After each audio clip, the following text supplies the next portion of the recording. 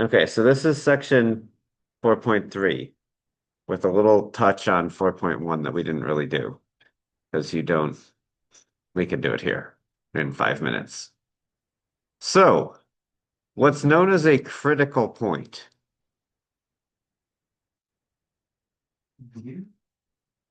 If you remember, we map everything on a graph with the x coordinates, right? So, a critical point is an x coordinate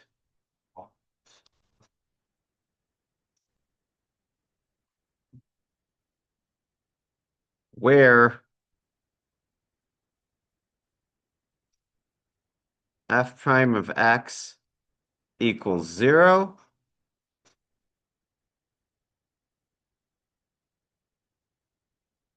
or f prime of x is undefined.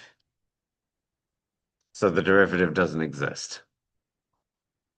Can you guys give examples of where the derivative might not exist? Sharp corners like absolute values, discontinuities, or cusps like that.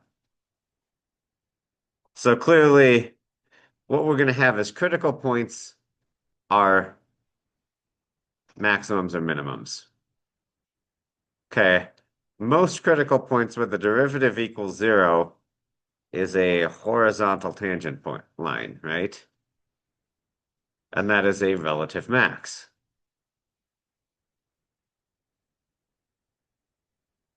There's also things like a vertical tangent line. Definitely not. That's undefined. That's not a max or a min. There's horizontal tangent lines like this point on the cubic. Horizontal tangent line right here at 0. That's not a max or min, is it? Okay, so occasionally you'll get some that are not.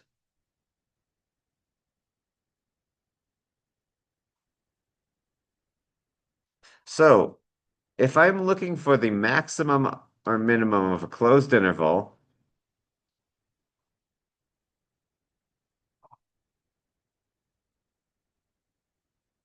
and when I say a closed interval, that means it includes the endpoints.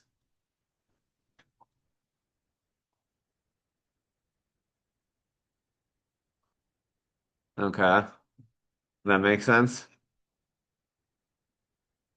The absolute max or min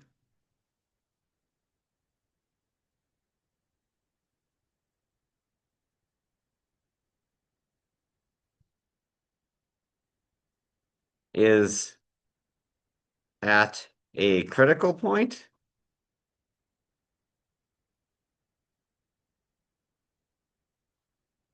or an endpoint.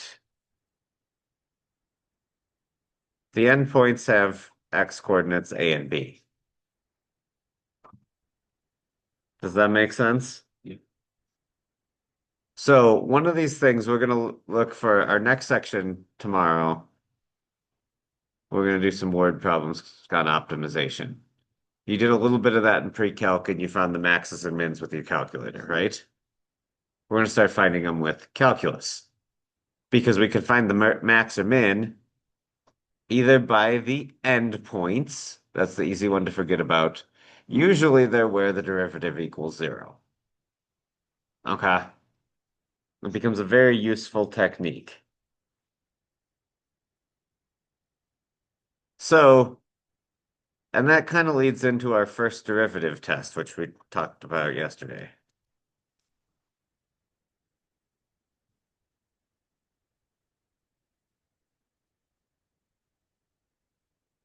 If the derivative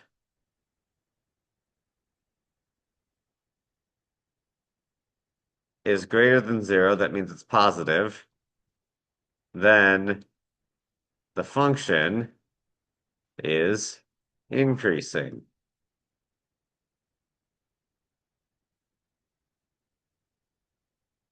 If it's less than 0, which means negative, then we'll just put f if then f of x is decreasing.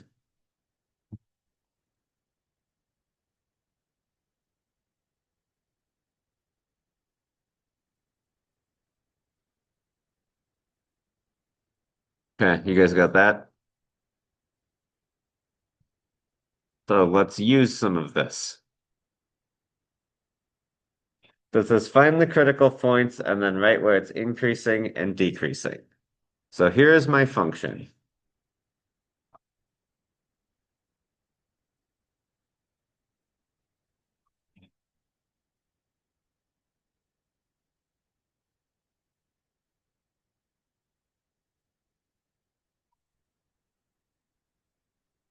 So the first thing I need to do is find the derivative, which is what? Minus 12. Now I'm going to set that equal to 0.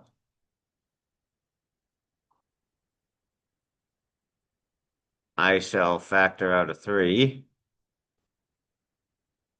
And what should I do next? Hint. The hint is keep factoring. How do I factor x squared minus 4? X. X plus 2, x minus 2. Okay, maybe Mr. Klein will retroactively pass you. If not, I think he'd retroactively change your grade to an F in Algebra 2.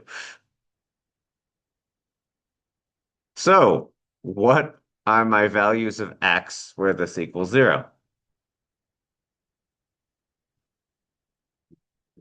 2 and negative 2. Remember that for x plus 2 equals 0, I get negative 2. X minus 2 equals 0, I get 2. So, I know that those are my critical points. Likely a max and a min. What I'm going to do is make a sign plot here. And my first derivative test says if the first derivative's positive, it's going to be increasing. So here I'm going to look at this one, and I'll plug in a negative. It's easiest to do it in the factored form. So I plug in something to the left of negative 2. Remember, we did a little bit of sign plots last year. What's the easiest number left of negative 2? Negative 3. Negative 3, so I get 3. That doesn't change my sign, does it? I get a negative times a negative, which is a positive. So it must be increasing there.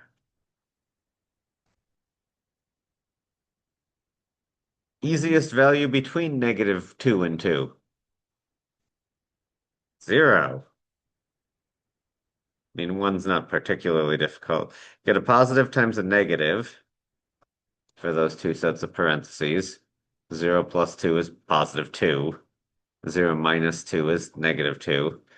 All I really care about is the sign, so that's a negative. Easiest value to the right of 2 is probably 3. I get a positive for both of those, which gives me a positive. So this function is increasing anywhere where this is positive.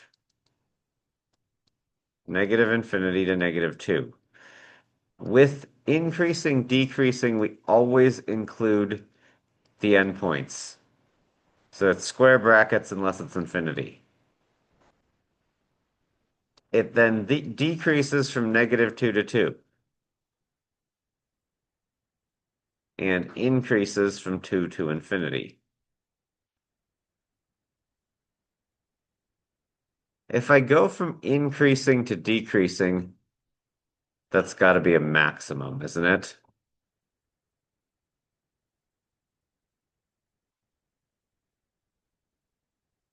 And when I go from decreasing to increasing, that's a minimum. Now, I need to find my y coordinates that go with those, which means I need f of -2. I have to plug into the original function to get that. Don't plug into the derivative. Okay? I'm really just looking for what's the y coordinate at -2. I used my derivative to find the -2 and 2, but now I need the original function to get the y coordinate. -2 cubed minus 12 times -2 minus 5. That's -8 plus 24 minus 5 equals 11.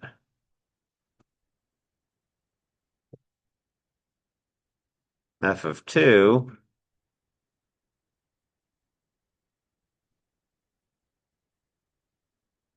8 minus 24 minus 5 equals -21.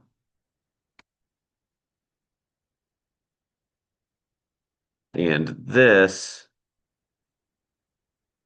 is the important, relevant information for the problem. Could I sketch this on a graph? Yes, absolutely.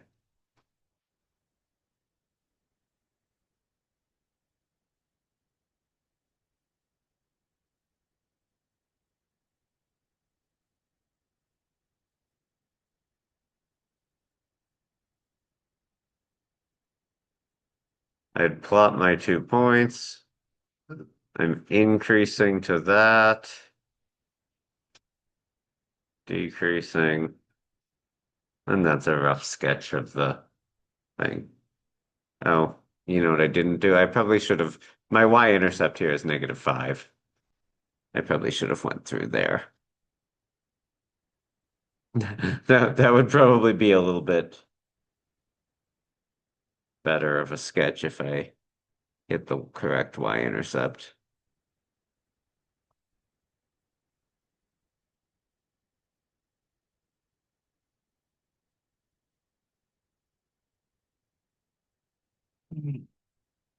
Yeah,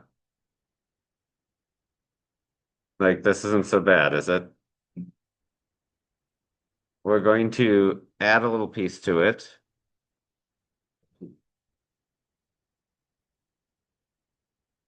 We're going to do a little bit harder problem here. There are some, and Thursday you're going to get a worksheet on this. Some of them you're going to do by hand, some of them you're going to do by graphing calculator because you won't be able to solve those first derivatives. Okay. Or you might have to take the derivatives by hand, but you won't be able to do all the steps in solving. Like a quartic, you can't solve a cubic by hand unless it's a factorable cubic, which a lot of them are not. Sometimes I will give you something that is going to factor pretty easily, and then you have to solve it by hand. Sometimes I will give stuff to you that you just can't do the solutions by hand. So, okay, first derivative of this is what? How do I do that? Product rule. So, first thing, 2x times the second, derivative of the first times the second. I don't actually need a chain rule for this. Well, now first times derivative of the second. What's the derivative of e to the x? E to the x.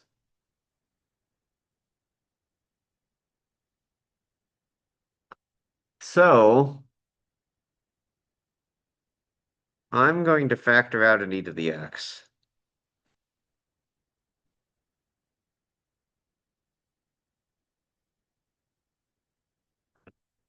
Because I need this to be equal 0.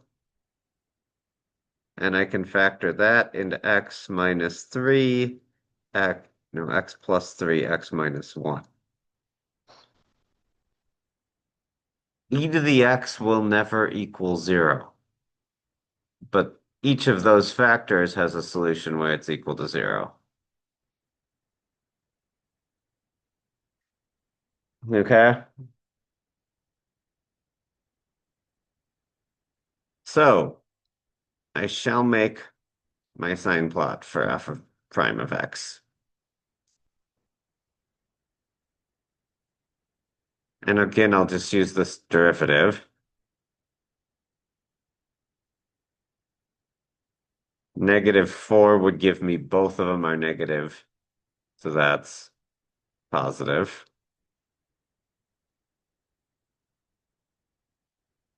It usually changes when you cross these, but don't assume, because there will be somewhere it doesn't. Like it bounces off the axis or something, or you get that horizontal tangent, like the cubic. Um, Here 0 would give me a positive followed by a negative, which is a negative.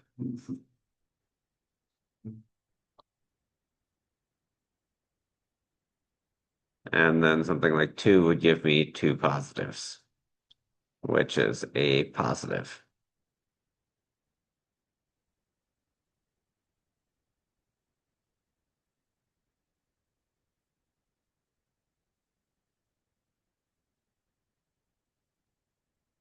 So then to finish this, I need f of -3 and f of 1. Can you guys do that with a calculator? I guess I'll do f. No, which one are you doing? I'll be. Okay.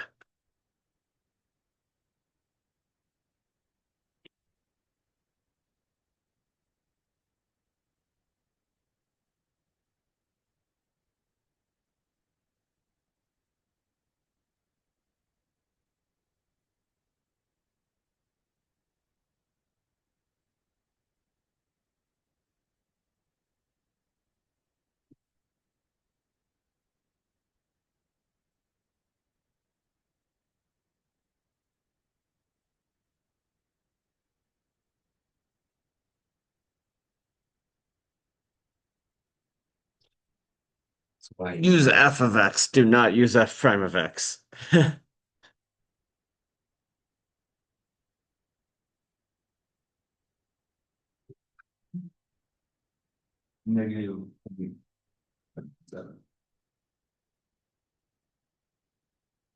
I get 0.299. That doesn't matter. We didn't use a sine or a cosine. So did you, when you squared the x squared, did you go get 9 minus 3? Or did you press -3 squared and end up with a -9?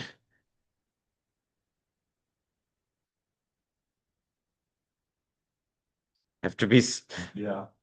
the calculator does what you tell it, but you have to be smart enough to enter it or just ignore the negative. So I can clearly tell this is a larger y coordinate. That's got to be a max, right?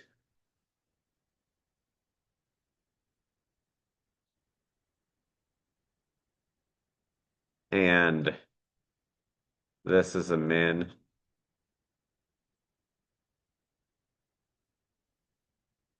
It is increasing where it's positive,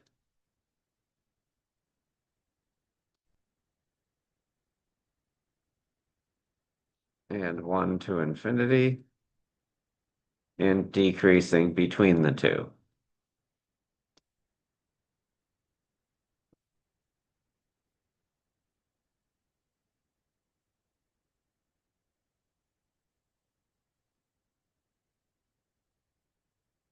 Let you finish writing that down, and then we're going to move on to the second derivative test,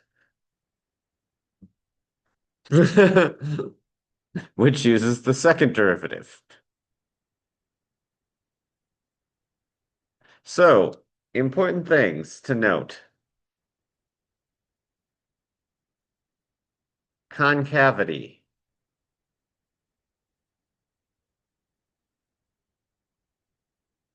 Down. So it's hooking down, it's increasing less quickly, but it's still going up.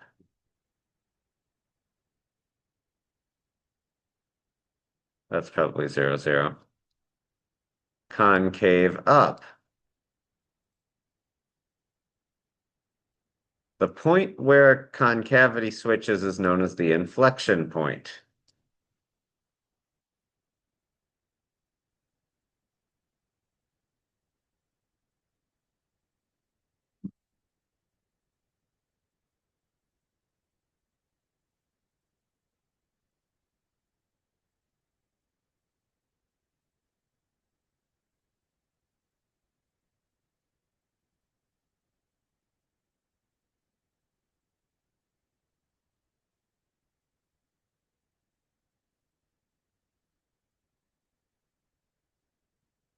So now I'm looking at the second derivative. If the second derivative is positive, then f of x is concave up.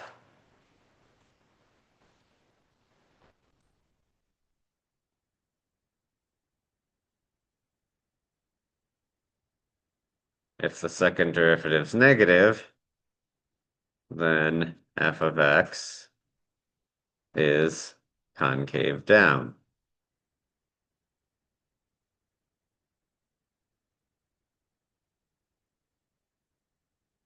That makes sense? Basically, one of the ways they say it is if f prime is increasing, that would be concave up, hooking up. The first derivative's getting bigger, which would mean f double prime is greater than 0 because apply the first derivative test to f prime. So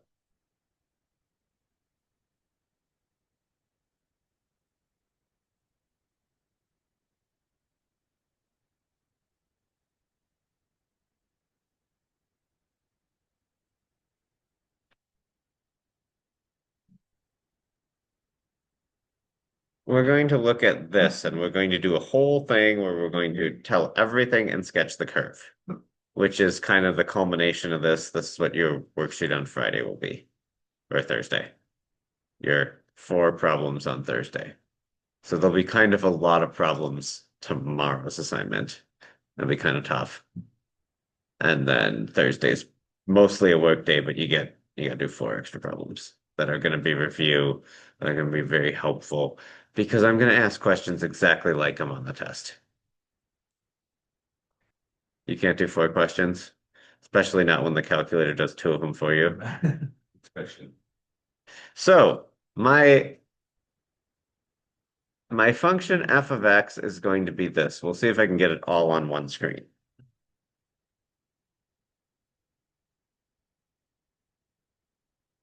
Actually, they didn't give me. I'm going to give you f of x. They gave me f prime. Uh,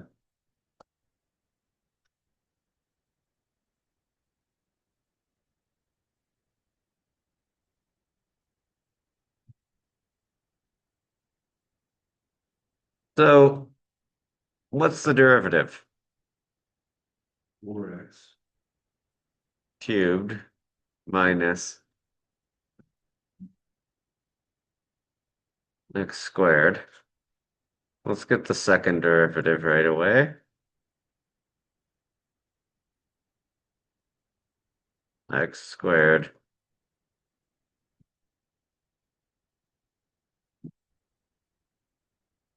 I can factor a 12x out of that, correct? X minus 2. I can factor a 4x squared out of this. X minus 3.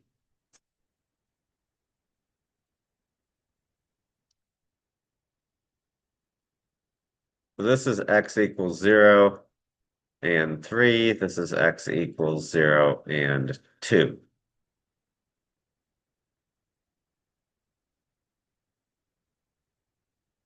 F of 0 equals 7. F of 3 equals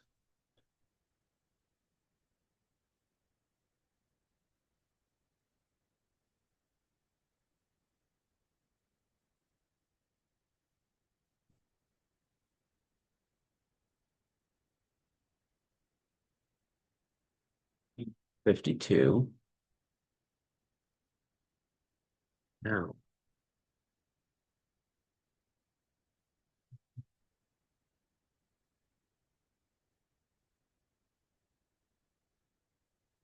I screwed up. I typed it in wrong. That's why I like being able to see these. -20. That's pretty different.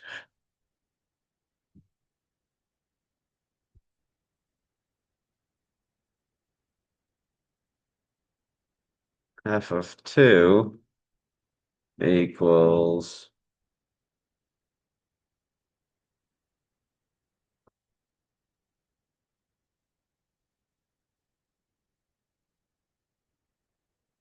-9. So, sign plot for a first derivative.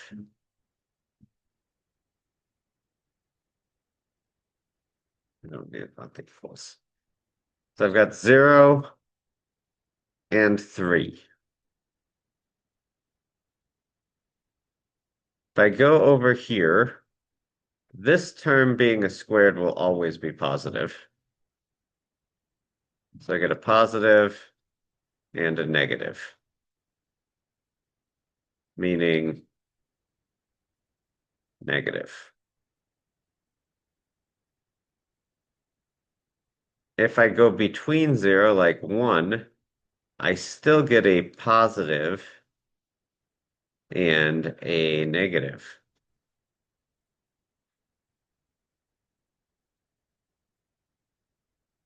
meaning it's a negative. This is not a max or min. It does not switch. Does that make sense?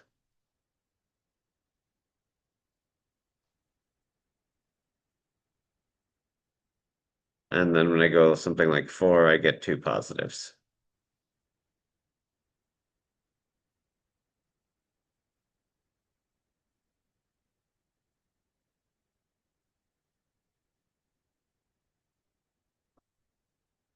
Let's go F double prime of X. 0 and 2.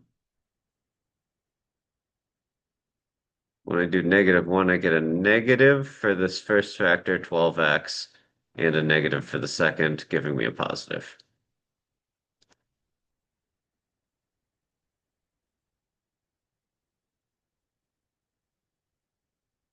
Between the two, I get a positive, like 1 and a negative. 1's a great value between, and after, I get two positives. Negative, positive.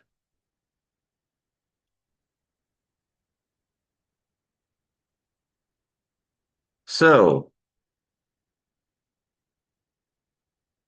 it switches at both of those. Those are inflection points. You can't be both at, probably can't be both an inflection point and a max or min.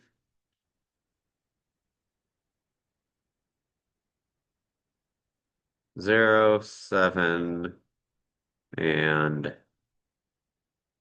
2, -9. I have a min at 3, -20. It is increasing from 3 to infinity, where my first derivative is positive. It is decreasing from -infinity to 3.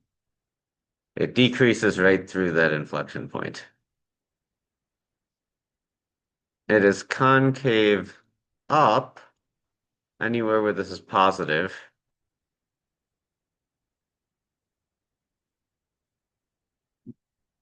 -infinity to 0. Concave up is not inclusive.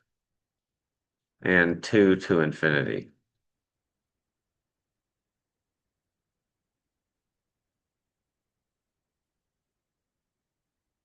And you almost just have to memorize this. I can justify why it is for increasing, decreasing is from that point onward. I can't really for this. I guess it's not hooking at that point. From 0 to 2, where that's negative. So a little sketch of this graph.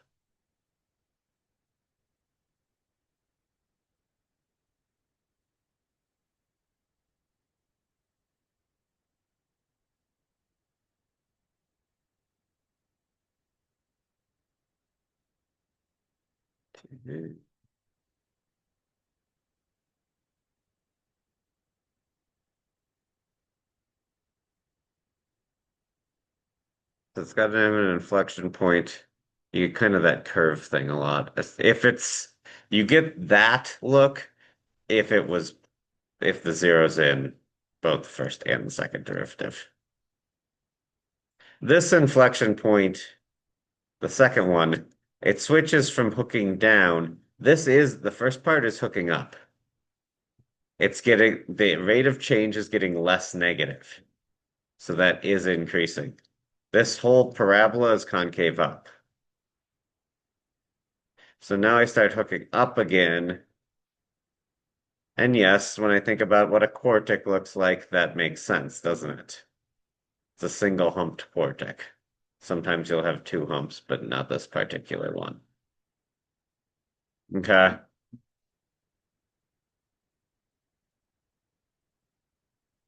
that's what we're going to be doing.